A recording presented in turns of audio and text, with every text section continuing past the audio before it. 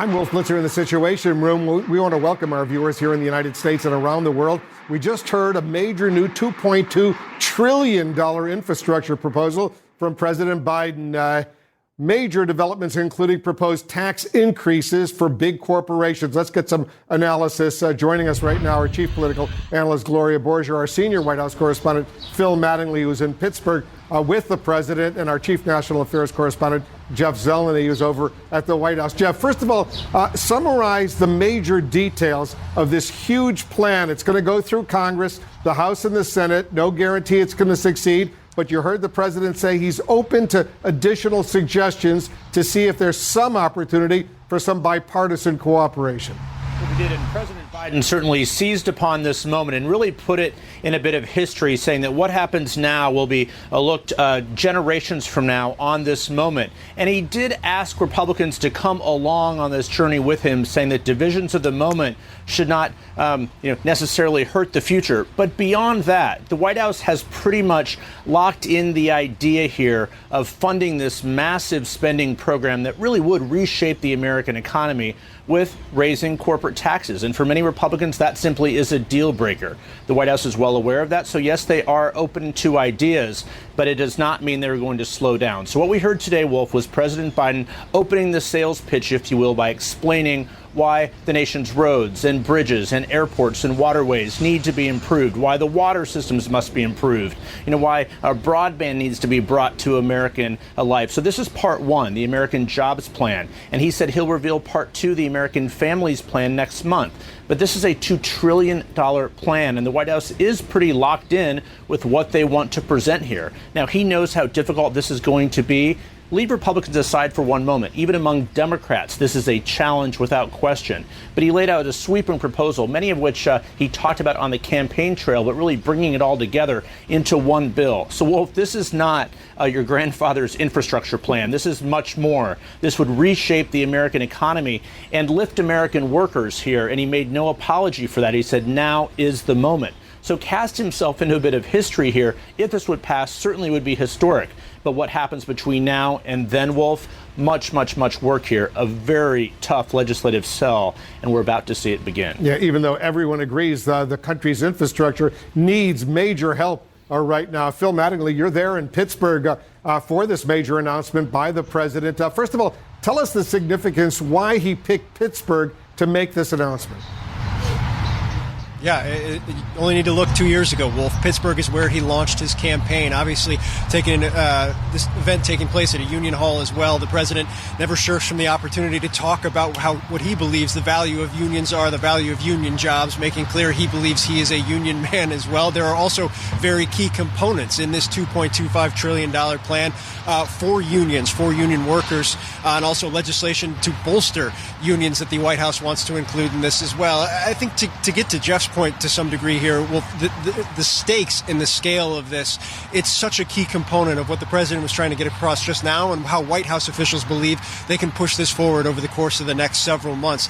They believe this is the moment to go big. They believe this is the moment not to tack back, not to try and find a way to scale back any proposal in the hope of bipartisan support. As he noted, he will bring Republicans in, but I think the expectation right now is the economy, the moment, and what America is in the process of coming out of has set the stage for, as he noted, a once-in-a-generation investment. We'll see how this goes going forward, but the symbolism in terms of who he referenced during the speech, what he referenced during the speech, the space race has been something you've repeatedly heard White House officials talk about, trying to bring some nostalgia into this, but also this idea that you can do big things, which I think is what the administration is trying to get across as they pitch this forward. I think the reality is, and they recognize this politically, this is going to be a heavy lift, and I think Jeff makes a key point. We focus a lot on Republicans, and they certainly have already raised major concerns, particularly about the financing element of this, and we haven't even gotten to the second part yet. But this is going to be a heavy lift with Democrats as well. If you look at the cross-cutting policies here, whether you're talking about energy policy, whether you're talking about tax policy,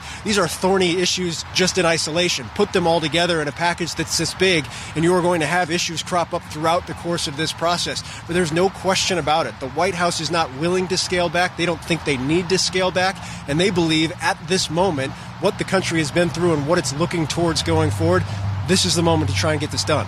You know, Gloria, we heard the president promise that if you or your household makes under $400,000 a year, you won't pay any increase in taxes, not a penny of additional taxes to the federal government. If you make more than $400,000, you will pay more in taxes. And if you're a corporation, your tax rate is going to go from 21% to 28%. What stood out to you from the president's announcement? Well, I think the old saying comes to mind, never let a crisis go to waste. And I think what this administration is doing is saying this is a moment to go big, as my colleagues were talking about. Biden is a man of history, reads a lot about FDR, and has decided clearly that he isn't going to be just the transitional president he said he was going to be at points during the campaign, but he has decided that this is a moment for transformation in the country. And he sees himself as the person right now able to do it, and they are in a rush to do it because the country is ready for it.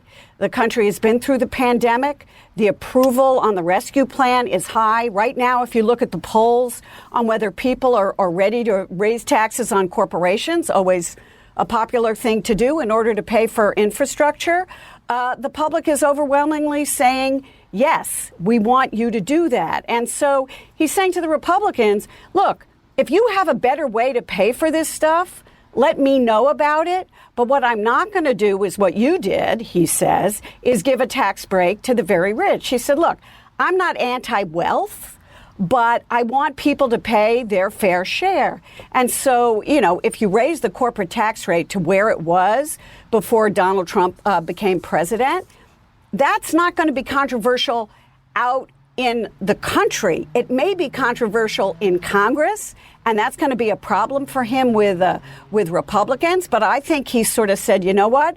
I'm willing to have that fight. And you got any other ideas about how to pay for this? Come at me with them, because so far I haven't heard them. It was interesting. He confirmed that he did have a conversation today with Mitch McConnell, the minority leader in the U.S. Senate. Let's see if we get some more specific details on how that went. You know, Jeff, Republicans, I think everyone in the country, they're all on board. Everyone's on board that the country's infrastructure needs enormous help. Roads, bridges, airports, all sorts of things. But there's a huge fight that's in the works right now about raising corporate taxes from 21 to 28%. So that's supposedly going to fund this infrastructure program. So what does the road ahead look like?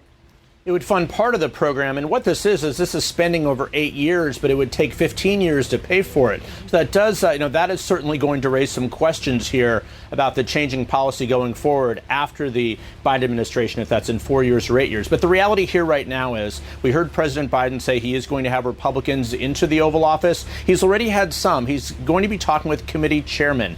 They are the ones who are interested in an infrastructure plan. But one thing is clear, at least of now, this is the opening gambit. This bill will change without question. President Biden is, of course, a student of the legislative branch. He spent the most of his career there. So he's flexible to how you get to the end game, but he's not flexible on the size and scope of this. So, yes, Republicans will come in. Yes, they'll be part of this discussion. But as Gloria was saying there, if they have a better idea, they're open to it. But the reality is this needs to be paid for somehow. So raising corporate taxes, yes, they would go up to 28%. But a reminder, before the Trump tax cut, some of these rates were up to 35%. So this is something that the definition of bipartisanship is going to be key to keep an eye on here. It's not necessarily winning Republican votes, at least in the eyes of the White House. It's getting Republicans and moderates across the country to buy into your plan. So we'll see if there's movement on the Republican side. But right now, Wolf, the White House has the upper hand.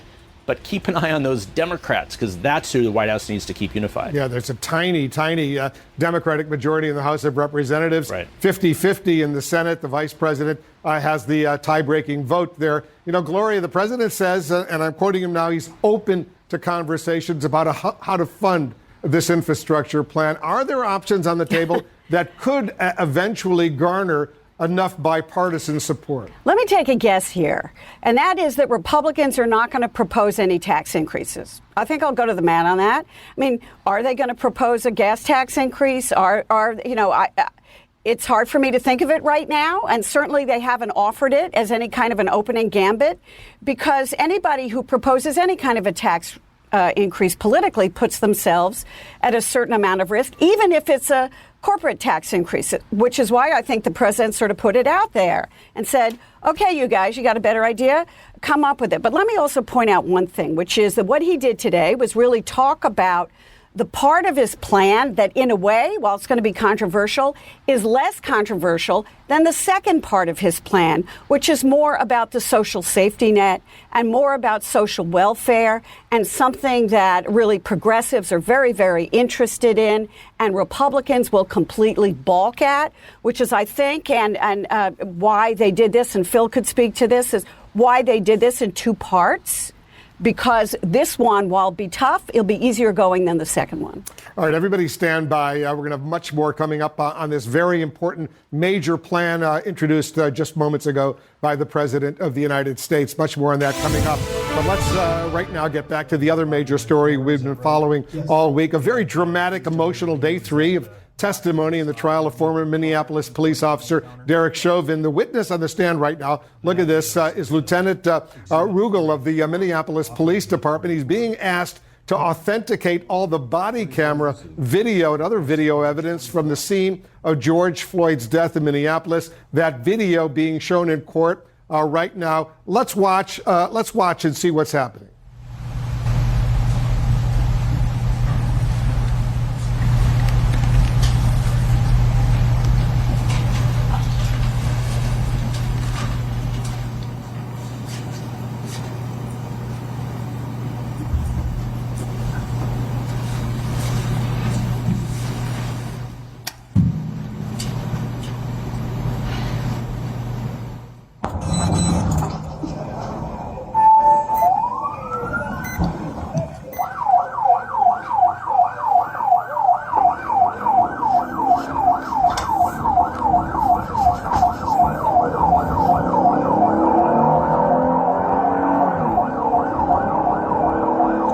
It's a north side vehicle, Ilion Avenue.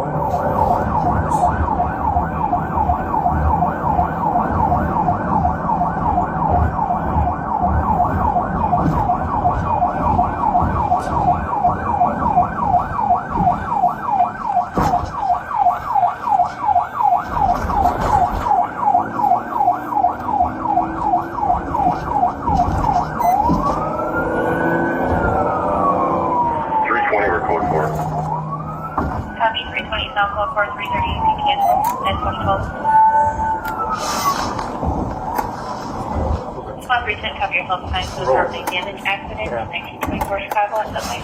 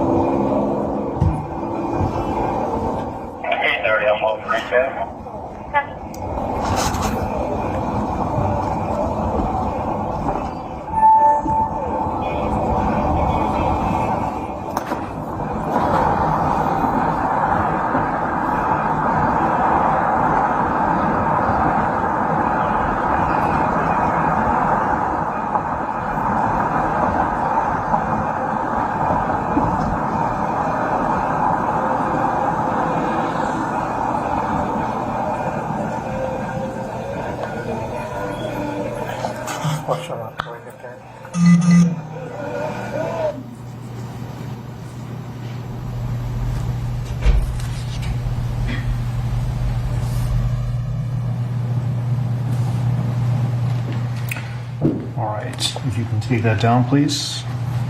Now I'm going to be asking you about some items that we will seek to admit without publication at this point. Officer Pluger is a sergeant at the 3rd Precinct. You're familiar with him? Yes. He was also issued a body-worn camera, and his footage is, there's footage that was captured of the incident that's offered as Exhibit 48. No objection. 48 is received.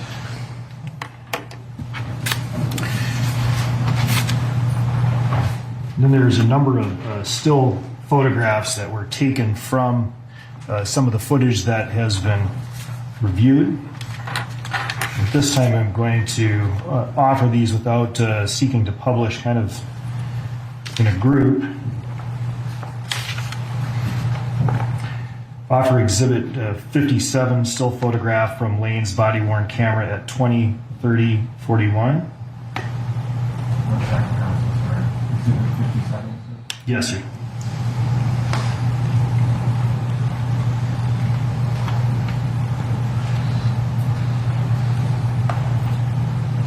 Do you have it in front of you? You don't. Is it on your thumb drive? No. You know when it was sent? I think in the first batch. One moment, Your Honor. I can just take a look at it on there. Or you can bring it up and.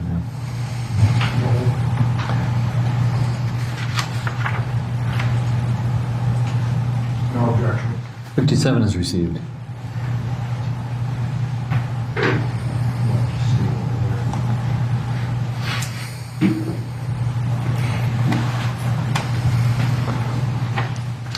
Offer Exhibit 58, Lane's body-worn camera at 20/30/43. No objection. 58 is received. Offer 59, Lane's body-worn camera 20/30/47. No objection. 59 is received. Offer Exhibit 60, Lane's body-worn camera 20/30/59. No objection. 60 is received. Offer 61, Lane's body-worn camera 20/31/32. No objection. 61 is received. Offer 62, Lane's body-worn camera 20/33/12. No objection. 62 is received. Offer 63, Lane's body-worn camera 20/34/11. No objection. 63 is received. Offer 64, Lane's body-worn camera 20/35/08. No objection. 64 is received. Offer 65, Lane's body-worn camera 20/35/20. No objection. 65 is received. Offer 66, Lane's body-worn camera 20/37/18. No objection. 66 is received. Offer 68, still from Tao's body-worn camera. No, this is not military time, 8/32/59. No objection. That was 68. That was 68, Your Honor. 68 is received. Offer 69, Tao's body-worn camera at 8:32:06. I'm sorry, 8:33:06. No objection. 69 is received. Offer 70, Tao's body-worn camera at 8:33:20. No objection. 70 is received. Offer 71, Tao's body-worn camera at 8:34:48. No objection. 71 is received. Offer 72, photograph from King's body-worn camera at 20:33:57. No objection. 72 is received. Offer 74, Lane's body-worn camera 20:38:22. No objection. 74 is received.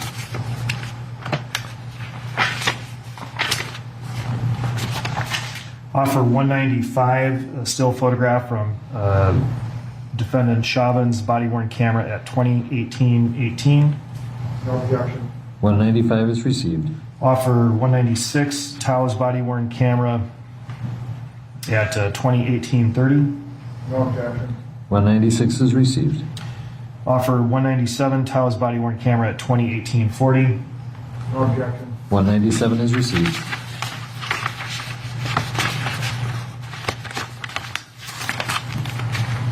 Offer 237, photograph from King's body-worn camera at 20:17:45. No objection. 237 is received. Offer 238, defendant Chauvin's body-worn camera at 20:18:18. No objection. 238 is received. Offer 239, Tao's body-worn camera 20:18:40. No objection. 239 is received. Offer 240, King's body-worn camera at 20:19:27. No objection. 240 is received. Offer 241, Lane's body-worn camera at 20:19:53. No objection. 241 is received. Offer 242, King's body-worn camera at 20:23:50. No objection.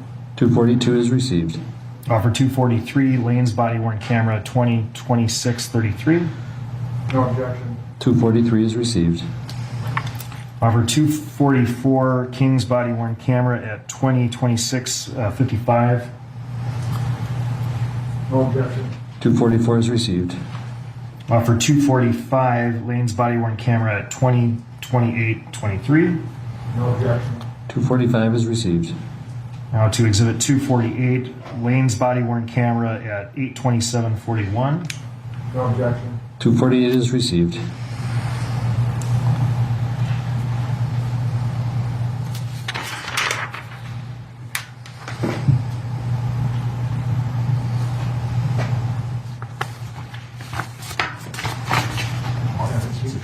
Yes.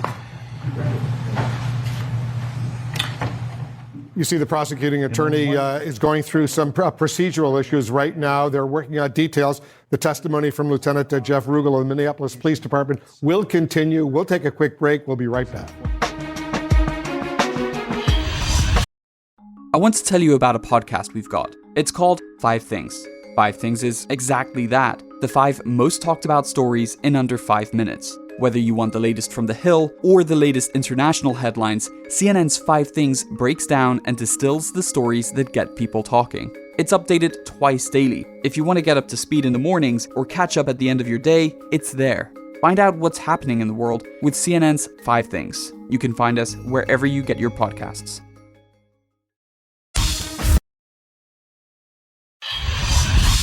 All right, they've just wrapped up. This is day 3 of testimony in this historic trial that's underway in Minneapolis, Minnesota. And we've been seeing some very dramatic police body camera video throughout this day. And we're going to share a lot of that with you over the course of our coverage here in the Situation Room. I want to go to CNN's Omar Jimenez. He's on the scene for us. He's covering the trial in Minneapolis. And what we just saw, Omar, was very dramatic. A police officer arriving on the scene. We see the video from his body camera as they're trying to force George Floyd into that police vehicle. That's right, Wolf. I mean, the theme of today was using video to tell the story. We saw that play out over the course of today, and most recently, again, towards the end of what we saw in court, that played out through the body cameras of the 4 officers that responded to the scene on May 25th, 2020. Again, all 4 of them were running as it was moving through. We got audio and video, and you get a sense up close and personal for the struggle that you saw ensue between Floyd and the officers, but also the panic in his voice. Most specifically and significantly, the biggest struggle came from trying to get Floyd into the squad car after he was removed from the first vehicle. And I want to play some of that portion from Officer Thomas Lane's body camera. I'll roll the windows down and you pull your legs in, all right? I'll put the air on. God, look at that, look at that. Not even looking at it. Look at it, look at it. We can fix it, but not while you're standing out here. Okay, man. God, y'all do me bad, man. Man, I don't want to try to win. I don't want to try to win.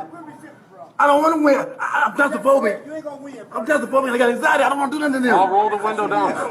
Man, I'm scared as fuck, man. When I start breathing, it's gonna go up on me, man. Pull your legs in. Okay. Let me count to 3. Let me count to 3 and I'm going in. Please. Please, I'm not trying to win. I'm not trying to win. I'll get on the ground, anything. I can't stand this shit, man. He know it. He know it from his house. Don't do me like that, man. In the car. Okay, can I talk to you, please? If you get in this car, we can talk. I'm claustrophobic. I'm hearing you, but you're not working with me. God, I'm claustrophobic, man. Get in the car. Come on over here. I'm going to pull you in. Get in the car. Get me in the front. Please. No, you're not getting in the front. I'm claustrophobic, so I was Get in the car. Okay, man, okay. I'm not a bad guy, man. Get in the car. I'm not a bad guy. Man. Please, officer. Please. Sit. Please. Take a seat. Please, man. Please. No. Take a seat. I can't choke. I can't breathe, officer. Please. Fine. My wrist, man. Please. I can't take this, man. I got on the ground. I'm on the ground. Get in the squad. I'm on the ground.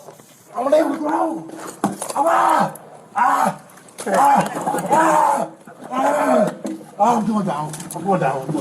I'm going down. I'm not breathing.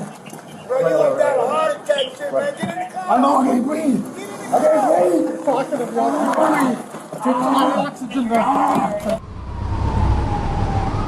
it's difficult to watch, and as much of an impact as it has on us and people watching at home. Remember, there are jurors sitting in that courtroom watching that, unable to really divert their attention anywhere else. And we know that this has affected these jurors in ways over the past. Many, just coming from pool reports inside the courtroom, have had to turn their eyes away at times. We know there was a brief moment earlier this afternoon where we know the court had to pause for a little bit as a juror exited the courtroom, and when the conversation resumed with the judge and that juror, again, according to this pool report, the juror said they've been up since 2 o'clock in the morning. So we know this is having an impact on those that are following this closely. And when I talk about video being the most important medium over the course of today, we learned new information from it. We saw portions of Derek Chauvin's body camera where for the first time we heard him audibly defend his actions after kneeling on the neck of George Floyd. It came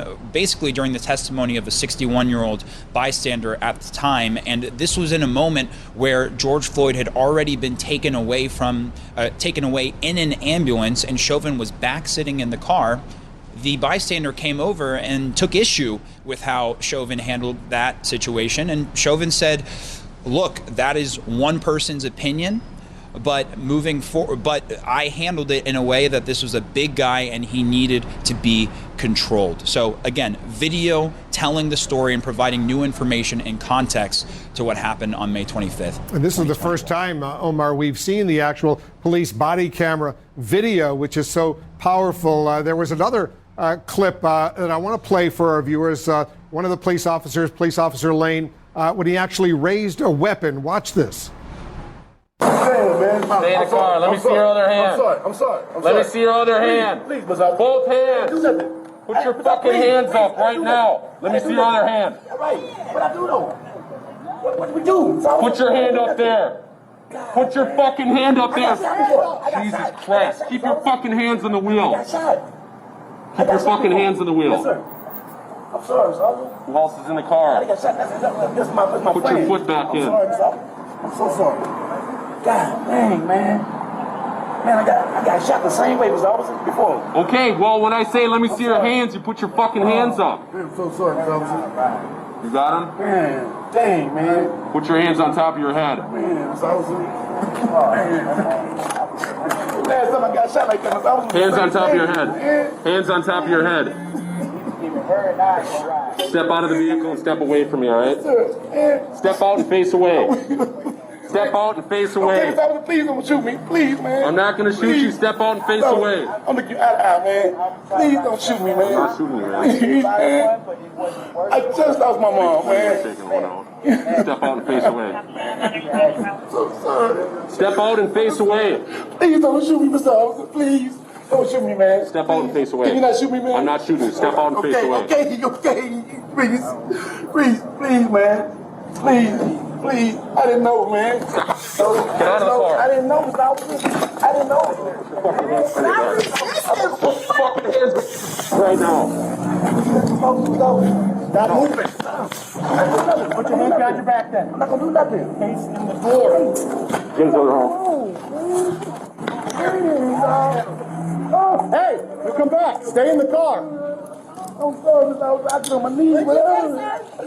Oh, man. Stop resisting, man. I'm not. Yes, you are. I want to let it go, man. Stand up. Please, man. Against the wall. Yeah, yes. It's pretty, very, very dramatic. Omar, stand by for a moment. I want to bring in the former Missouri Highway Patrol Captain, Ron Johnson, who's joining us right now. And first of all, give us your reaction, Captain Johnson, to what we just saw.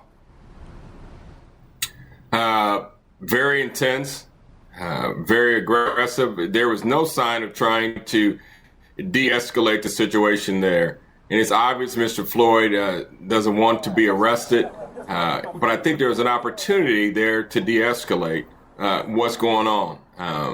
I'm not sure what the officer was thinking when he walked up and pulled out his weapon, but his tone and his language throughout at the start really heightened the situation that was going on. But it was very hard to watch throughout Mr. Floyd actually begging for his life. throughout the entire encounter. Have you ever been involved in a situation like that? You spent years with the Missouri State Highway Patrol. Have you personally ever seen anything like that unfold when you try to arrest someone who was in a vehicle? I have. But one thing that I've seen here is he wasn't cooperating, but he wasn't fighting. And so there's a difference there. And so you begin to de-escalate, you begin to try to calm down whoever you're trying to arrest. But yes, you know, there are some people who don't want to be in a police car, the back seat being in that enclosed area. And so that's a possibility. And so I think you just have to work through it. You know, you try to arrest people, and some people will tell you things, hey, I can't sit in the back seat or have these other medical conditions, and that's not true. But you have to treat every case for itself and not look at past experiences that you may have had, but look at it in the moment that you're in. You know, Bakari Sellers, who's an attorney, is with us as well. Bakari, it's so painful to watch all of this. How do you think this video, from so many different angles, all the body camera video, specifically the body cameras that the police officers were wearing, hearing George Floyd and Derek Chauvin in their own words, how do you think this might influence the case?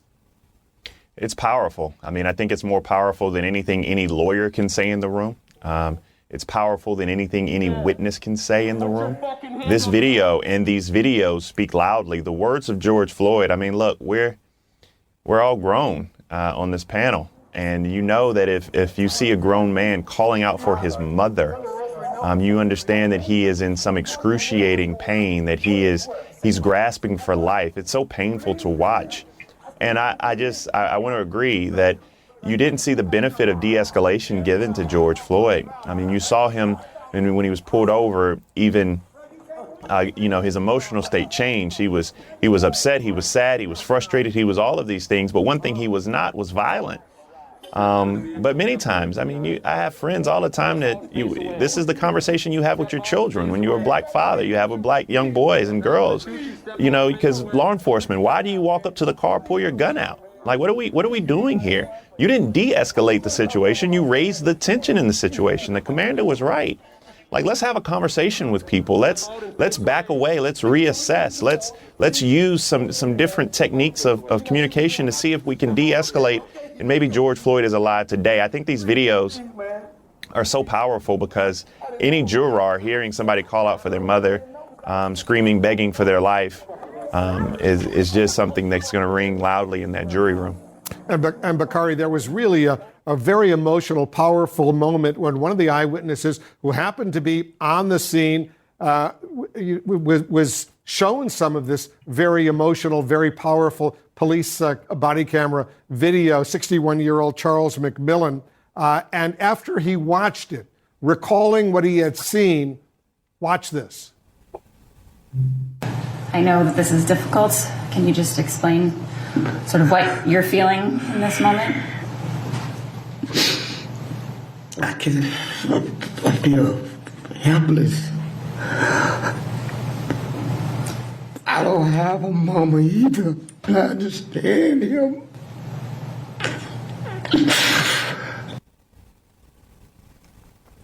He was so calm, so rational, so reasonable earlier, but once he saw the video, Bakari, you saw his reaction. Yeah, and that's one of the elders of our community. I mean, that is someone who has seen a great deal. And for him to break down in front of the world just shows how painful it is. And many of us, I mean, these days are long during this trial because for so many people, it's exhausting. I mean, just watching these videos, hearing these words, the anguish. I mean, some days you turn on this trial, you turn on CNN, you just get so angry. Some days you're so exhausted. Some days you're in a state of disbelief. Now step off Twitter, step off TV, and then imagine you're in the courtroom. Imagine these images are seared into your brain. Imagine you were there to hear these last words. I mean, I just, it's so difficult. And these individuals, this community has been fractured by it. That's why the only thing that can be done to help remedy this injustice is full justice at the end of this. Because when you take all of this pain, you take all of this exhaustion, you take all of this anguish, and then at the end of this 4 weeks, you give us more injustice that this country has, then that's how you get anger that boils over in the streets. Now, Captain Johnson, I want to get your reaction to this. These images we saw. This is from the body camera video of the former police officer Derek Chauvin. Watch this. I can't go, man. I can't breathe. Take a seat. Please, man. Please listen to me. Is he going to jail? He's under arrest right now for forgery. I tell you. Tell me what's going on. Forgery for what? Take him out. For what? Please, man. I can't fucking breathe. Here, come on out. Look at you. Thank you.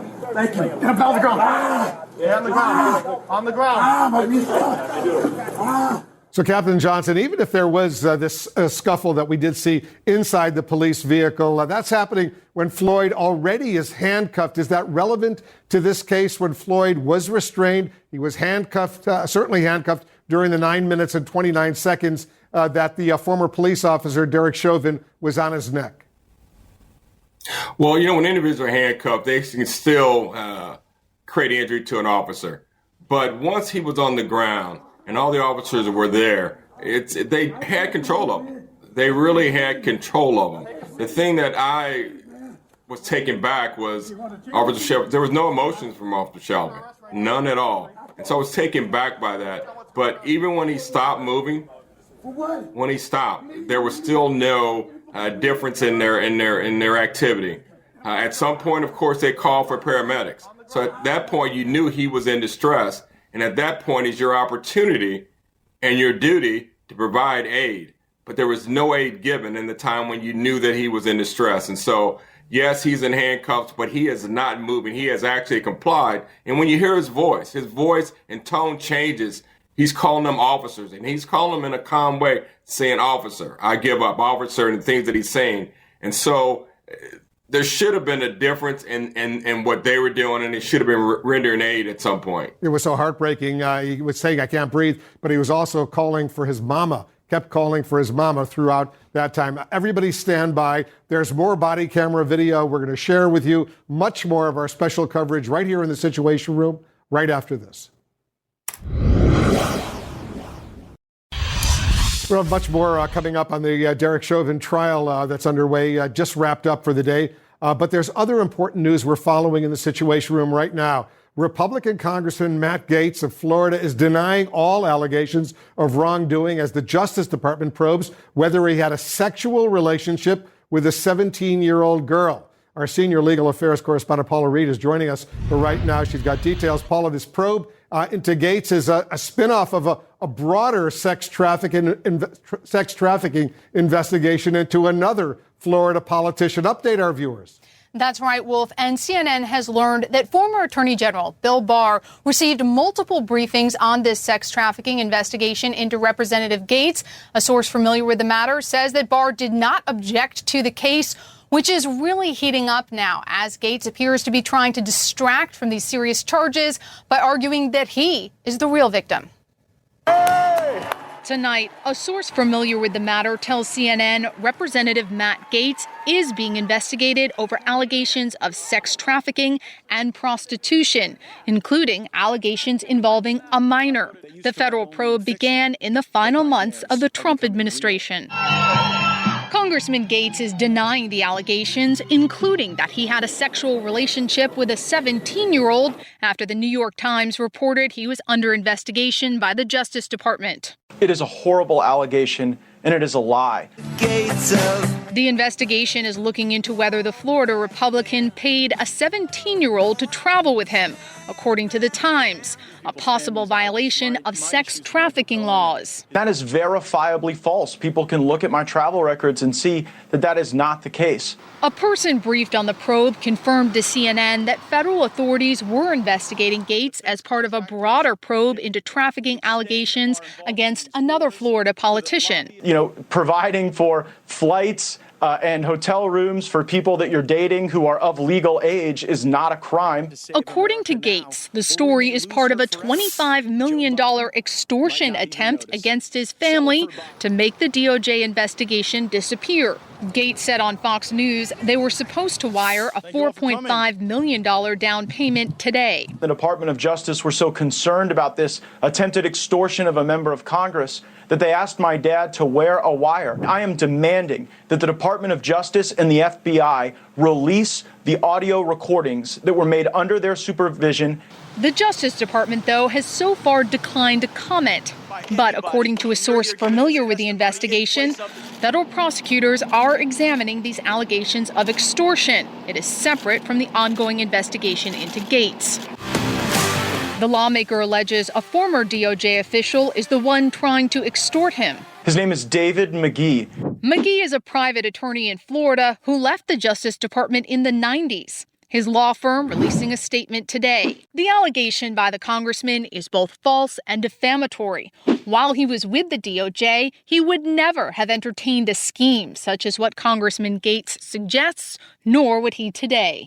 Gates's interview with Tucker Carlson took a strange turn. You and I went to dinner about 2 years ago. Your wife was there, and I brought a friend of mine. You'll remember her. And she was actually threatened by the FBI. I don't remember the woman you're speaking of or the context at all, honestly. Carlson distanced himself afterwards. That was one of the weirdest interviews I've ever conducted. CNN has learned that Gates has been shopping around for a defense attorney over the past several weeks. His political future really hangs in the balance here. Today, House Minority Leader Kevin McCarthy said he hasn't had a chance to speak with Gates, but he acknowledged these allegations are serious, and if true, he will deal with it. Wolf? Paula Reed's our new senior legal affairs correspondent. Paula, welcome to CNN. You'll be a frequent visitor here in the Situation Room. Thanks very much for that report. Coming up, we're going to have all the late-breaking developments in the Derek Chauvin trial, which has just wrapped up for a third day of very powerful testimony.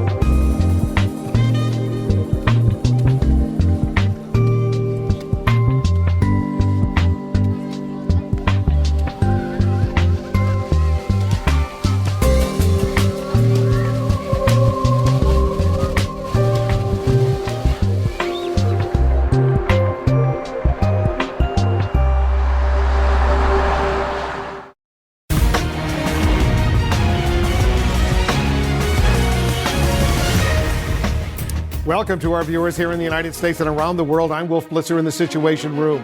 Another truly gut-wrenching day of testimony. It just ended in the murder trial of the former police officer Derek Chauvin. Jurors seeing a lot more of George Floyd's final, very anguished moments. Prosecutors presented graphic video of Floyd's arrest from multiple police body cameras. Some of it had never been shown publicly before. After watching the video, a 61-year-old